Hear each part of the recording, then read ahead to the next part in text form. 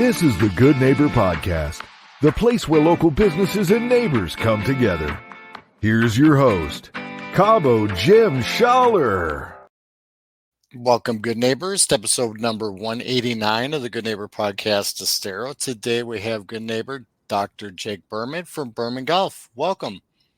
Thank you, sir. Super excited to be here. Yeah, excited to learn a little bit about what you do over at Berman Golf. So without further ado, no pun intended, but yes, let's swing away, and why don't you jump right in and tell us what you do.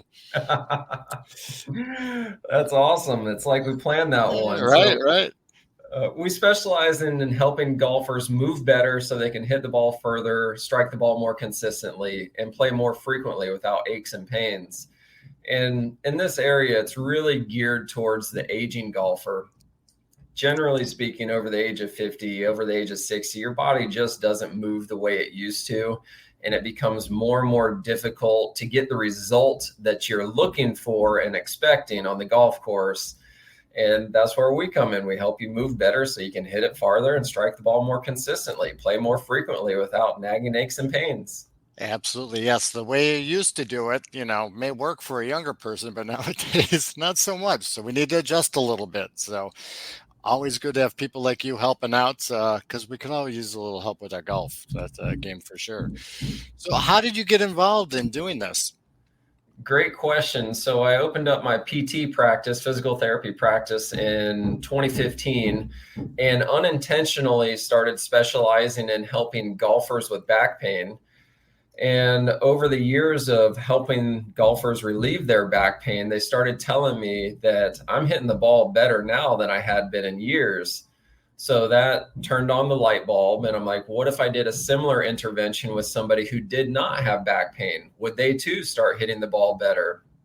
And long story short, the answer was yes.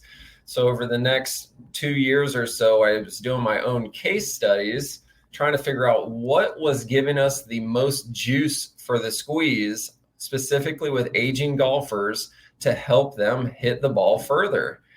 And the buzzword out in the golf world is you got to swing faster. If you can increase your club head speed by 1 mile an hour, it should translate to an increase of 2.8 yards of distance carry. And what I found is it's just not realistic for an aging golfer to increase their swing speed significantly enough and result in better consistency, because you're trying to swing out of your shoes and it does not work. So, that's how I got back to the basics, went back to the laws of physics and said, if we can get the right muscles working at the right time, the only result on planet Earth, because of the laws of physics, is we're going to deliver more power into the golf ball and it's going to go farther. And that's how it was born, essentially. And with greater consistency, as you mentioned as well, too. Yeah. So do you have a background in golf? No. So when I first opened up the practice and unintentionally started specializing in helping golfers with back pain, I was like, I guess I better learn this sport. I played around the driving range and played a few rounds with college buddies back in the day, but I never really took it seriously until the vast majority of my clientele were golfers. And I'm going, I got to learn this. I have to know more about this. And then I caught the bug and I'm like, wow, this isn't as easy as I thought it would be. I thought that I would just pick the club up and start whacking it like it looks on TV. And I was like, okay, you've got my attention now. Let's learn this. There we go. And from an outside perspective, it probably helped you as well. Oh, tremendously. Yes. So speaking along those lines, we've all had some type of challenge along our journey that we can maybe look back at now and say we're in a better place because of it. Is there something that happened along your journey, maybe personally, or even with this, the golf side of things, that you can look back at now and say, you know what, not necessarily glad I went through it, but I went through it and I'm here and better because of it? I think the easiest thing to identify is, I'll humbly say that I've been a decent athlete my whole entire life, physically gifted, if you will, trying to be as humble as possible with that statement, just to give the listeners a visual. the problem that I was experiencing was after I was getting decent, I was consistently hitting the ball, getting better contact as I was learning the game. My distance was so bad compared to my friends that I was playing with that were not in shape. They didn't have the muscle mass or the strength, and they're out driving me by 50 plus yards. They're hitting their 7-iron 40 yards past me, and it just frustrated the crap out of me. So that was happening simultaneously when I was doing my own case studies, trying to figure out how am I going to help my clientele get better. And then I was the beneficiary of the Berman method, where by using my body better, using my core and glutes versus just muscling it and arm swinging through it, I gained 35 yards off the tee, and it felt like I was swinging effortlessly. So that was the biggest thing that I went through, was I lived it. I experienced it. So now I can relate with Bob, who just lost 20, 30 yards in the past 18 months, and he's frustrated all to hell. And he's like, I don't know what's going on here. I'm like, right. You're just working harder, not smarter. Let's do this. I've been there. I know what it feels like. Absolutely. We all look at somebody like John Daly and go, how does that guy hit that ball that far? And I'm like, God bless him. We love him. I love his loudmouth pants. I wear them myself, but I cannot hit a ball as far as he does. But that boy just nails it. He's gifted, right? He's a freak. We are not all freaks. We're mere mortals compared to him. Absolutely. So speaking along some of those lines as well, too, are there any maybe myths or misconceptions surrounding what you do that we could clear up for our listeners? Yes, it is not a traditional golf lesson, and it's not traditional physical therapy. It's this hybrid of where I'm looking at you from a biomechanical standpoint. I'm not going to change your golf swing. I'm going to make the swing that you have more efficient first. So the first thing that we have to do is say, okay, let's see what you got and make it more efficient by using the core and the glutes the right way. And once you know what it feels like to use your core and glutes, once you know what it feels like to actually load your trail leg and post up in the backswing, then you actually have a chance at taking it to the next level. Because the biggest problem that we have in the golf industry is you've got all of these golf pros out there that are trying to get your swing to look like one of the pros that plays on Sunday. So they take a video of your swing and then they post it side by side with a video of Rory or somebody that's playing on Sunday, and they're saying, this is where I need you to get into this position. And 70-year-old Bob's going, are you freaking kidding me? That kid that you're showing me right there, he's 23 years old and he practices golf 60 hours a week, and he's got 10 people on his team. And you want me, who practices less than 1 hour a week, to look like that? It's like, it just doesn't make sense. So that's where we come in. And it's like, let's work smarter, not harder. Let's look at what you currently have and just crank up the efficiency of what you currently have.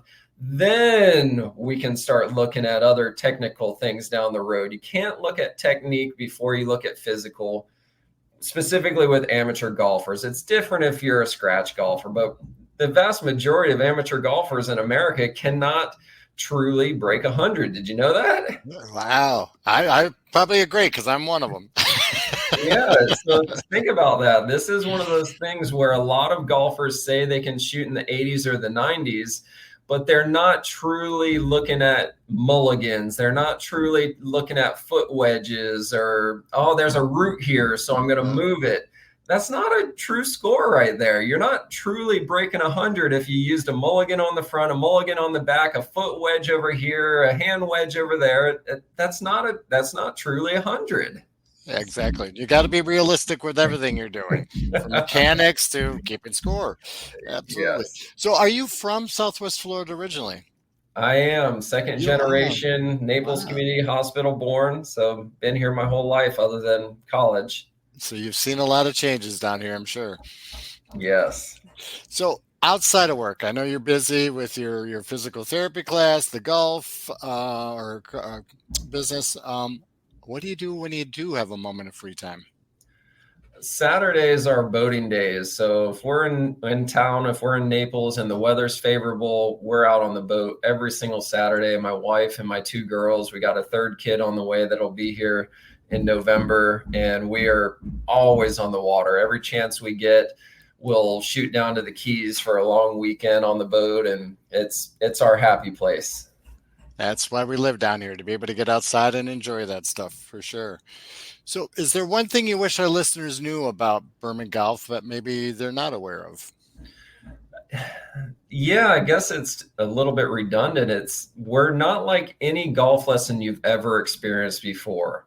You're going to leave your first session knowing what it truly feels like to fire your core and your glutes. And I can say that with honesty because there's not been a single person in my entire career so far that has left one of our sessions saying, yeah, I already knew what that felt like.